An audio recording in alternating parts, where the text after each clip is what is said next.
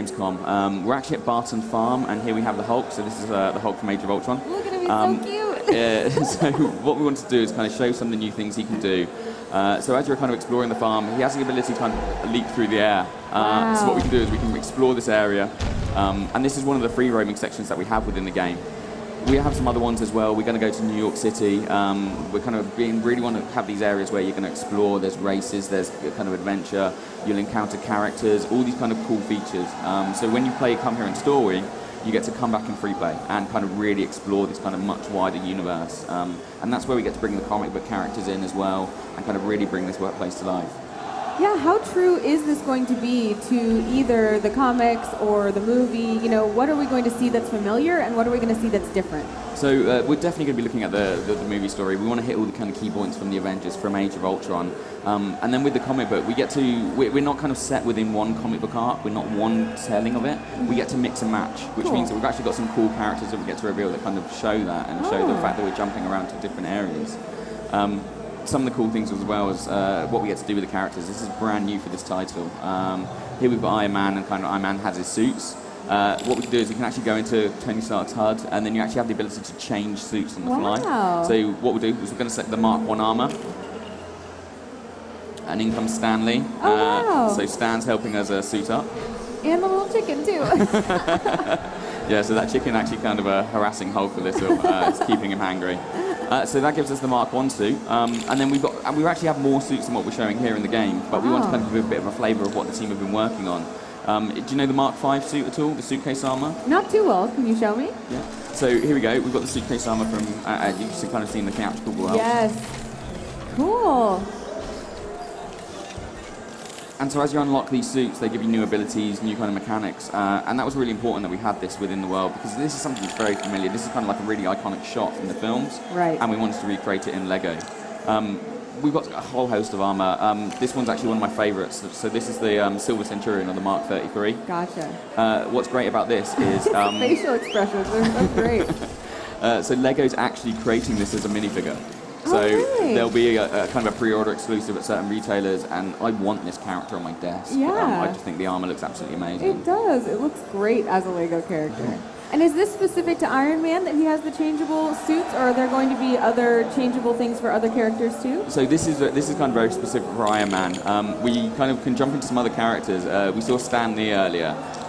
We actually have Stan Lee playable in the game as Iron Stan. So we have Stan Lee in his own Iron Man armor. So we want to kind of have a lot of fun with the character. You know the Hulkbuster from Age of Ultron? Stan kind of has his own ability. He gets to call in the Stan Buster. Oh wow! So we have the Hulkbuster in the game, but we now also have a Stan Lee themed Hulkbuster. Oh my gosh! Look at his face. So he's got a pencil there. There's a desk lamp. There's a coffee cup. And the team spend a huge amount of time kind of bringing these characters to life. It's got one of my favourite animations at the moment, where Stan kind of pops out and he starts working away on his typewriter. So they do an incredible job of really bringing these characters to life. And the Buster's changing the typewriter for him. So that's that humor that I love so much about this game, that it's not necessarily jokes, but just it's delight kind of brought to life. And as somebody who works on this game, how do you go about creating those delightful situations? Is it just, you ask yourself what you would like to see? Well, yeah, very much so. The team do a kind of brilliant job of saying, okay, what would we find funny? And we have massive Marvel fans in the office. So they're looking at it and going, say, well, okay, what would we find funny from an animation perspective? What would we find funny from lines of dialogue? What would we find funny from gameplay? And they just do an incredible job of kind of wrapping this kind of really believable Marvel universe, but done with Lego humor. So they're the characters you know and love, but in an environment that's different from the normal. Right. Who are we looking at right now? So this is Speed. So he's one of the comic book characters we mentioned. He's a brand new kind of reveal for Gamescom. And this is kind of one of the comic book, I love his kind of animations that he has. I know, it's just so great. We have some other characters as well. We have the Unbeatable Squirrel Girl. Oh, wow. So another reveal here for Gamescom. So Unbeatable Squirrel Girl. We know there's some massive fans in the office who in particular wanted to get Squirrel Girl back into the game. Are you up to date on your Thor? So we have actually Thor, but it's Jane Foster. Oh, wow. So that's exciting. This is what I was meaning about the kind of the ability to mix and match both new and old content. So stuff that's brand new kind of with kind of current Marvel themes, as well as classic characters in there. We've got other characters as well. So we've got Kamala Khan. So Miss Marvel, so she's going to be in the game. And it's kind of really exciting that we kind of mix and match all of these people in this universe and kind of have a lot of fun with the characters. And so as I'm playing through the game, I can switch between any of these characters as long as I've unlocked them? Yeah, so very much so. That's what kind of free play is about. So when you're in story mode, we kind of set the real characters in the kind of real locations. Gotcha. But then when you come back in free play, we want you to be able to toggle, you want to switch, you want to be able to try these characters out, see what new moves, see what abilities they have. And sometimes, are there going to be objectives that I can only get as I go back in free play mode and use different characters and their abilities? Oh yeah, very much so. So characters will have unique abilities, and as you're exploring the world, you'll see things where you'll go, you know what, I need a certain character, I need a certain ability. So when you do unlock that character, you'll come back and go, oh, excellent, we can now use this ability and use this character to progress and see more and unlock more content. Awesome. Well, what are some of the unique abilities that you think are the coolest? So one of the great things, we've actually got this ability to team up characters together and do special moves. So as you're fighting, you can build up a charge meter, and then what you can do is you can actually trigger these special moves. So here we have Black Widow and Iron Man kind of doing a special, or basically like a smart bomb attack. And that means that we get to use these moves to kind of take down multiple enemies. It's really revamping the combat system.